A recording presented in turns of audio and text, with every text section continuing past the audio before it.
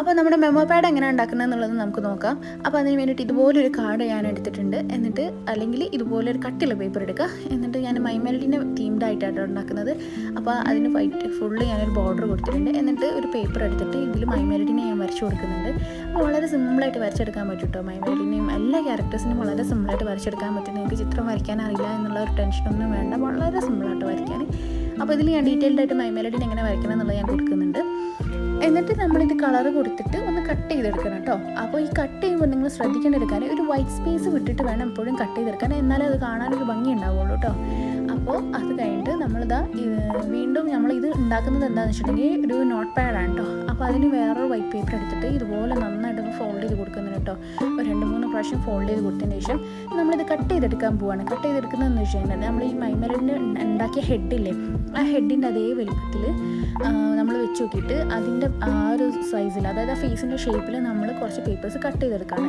അപ്പോൾ ഇതാണ് നമ്മുടെ നോട്ട് പാഡായിട്ട് യൂസ് ചെയ്യുന്നത്. എന്നിട്ട് നന്നായിട്ട് അത് ഇതിൻ്റെ ടോപ്പ് പോർഷൻ ഒന്ന് സ്റ്റിക്ക് ചെയ്തിട്ട് നമ്മൾ അത് നമ്മുടെ ഈ ബോർഡിലേക്ക്, അതായത് നമ്മുടെ ഈ മെമ്മോ പാഡിലേക്ക് ഞാൻ സ്റ്റിക്ക് ചെയ്ത് കൊടുക്കാം കേട്ടോ. ഓക്കെ, അപ്പോൾ നമ്മുടെ ഫസ്റ്റത്തെ ഐറ്റം കഴിഞ്ഞു. രണ്ടാമത്തെ ഐറ്റം എന്ന് പറഞ്ഞാൽ ഇതുപോലെ കുറച്ച് പേപ്പർ സ്ട്രിപ്സ് ഒരേ ലെവലിൽ കട്ട് ചെയ്തെടുക്കുക. എന്നിട്ട് അതിൻ്റെ പുറത്ത് ഇതുപോലെ ഒരു പേപ്പർ ഞാൻ ഡിസൈൻ ചെയ്തിട്ട് വെച്ചിട്ടുണ്ട്. ഇതാണ് നമ്മുടെ സ്റ്റിക്കി നോട്ടായിട്ട് വരുന്നത്. അപ്പോൾ ഇതും കൂടെ ഉണ്ടാക്കാൻ ഭയങ്കര സിമ്പിളായിട്ട്, അതും ജസ്റ്റ് ഈ പേപ്പർ വെച്ചിട്ട് തന്നെ ചെയ്താൽ മതി. നെക്സ്റ്റ് ഇതുപോലത്തെ ഒരു കാർഡ്ബോർഡ് പീസ് എടുത്തിട്ട് ഇങ്ങനെ ഈ വീഡിയോയിൽ കാണുന്ന മാതിരി ഒന്ന് ഫോൾഡ് ചെയ്ത് കൊടുക്കുക. എന്നിട്ട് ഇതുപോലെ സ്റ്റിക്ക് ചെയ്ത് കൊടുക്കുക. ഇത് നമ്മുടെ സ്റ്റിക്കേഴ്സൊക്കെ ഇട്ട് വെക്കാനുള്ള ഒരു ബോക്സ് ആയിട്ടോ ഞാൻ ഉണ്ടാക്കിയിട്ടുള്ളത്. വളരെ സിമ്പിളായിട്ട് അതും ഉണ്ടാക്കാൻ. പിന്നെ ഈ ഒരു സ്റ്റിക്കർ ഉണ്ടാക്കുന്ന വീഡിയോ ഓൾറെഡി നമ്മുടെ ചാനൽ അപ്ലോഡ് ചെയ്തതിനെക്കൊണ്ട് ഞാൻ ഇതിലേക്ക് ഇൻക്ലൂഡ് ചെയ്യുന്നില്ല, കാരണം വീഡിയോ വെറുതെ ലെങ്തി ആക്കണ്ടെന്ന് വിചാരിച്ചിട്ടുണ്ട്. അപ്പോൾ ആ ഒരു വീഡിയോ നിങ്ങൾ പോയി കണ്ടിട്ടുണ്ടെങ്കിൽ നിങ്ങൾക്ക് നല്ല ഡീറ്റെയിൽഡ് ആയിട്ട് സ്റ്റിക്കേഴ്സ് എങ്ങനെ വീട്ടിലുണ്ടാക്കാമെന്നുള്ളത് മനസ്സിലാവും.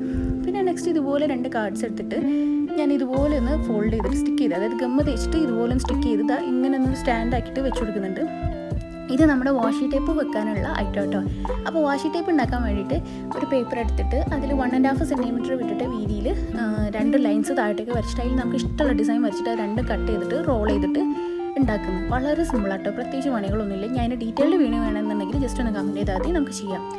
പിന്നെ വീണ്ടും ഒരു കാർഡ് എടുത്തിട്ട് നമ്മൾ ഇതുപോലെ ഒന്ന് വരച്ച് ഒരു ബോർഡറൊക്കെ കൊടുത്തിട്ട് ഒരു റോപ്പ് എടുത്തിട്ട് ഒന്ന് ടൈ ചെയ്ത് കൊടുക്കുന്നുണ്ട്. ഇത് നമ്മുടെ ബുക്ക് മാർക്കാട്ടോ, മൈമെലഡീൻ്റെ ബുക്ക് മാർക്കാണ്. അപ്പോൾ നമ്മുടെ ഈ ഒരു മെമ്മോ പാഡ് ഇവിടെ റെഡിയായി.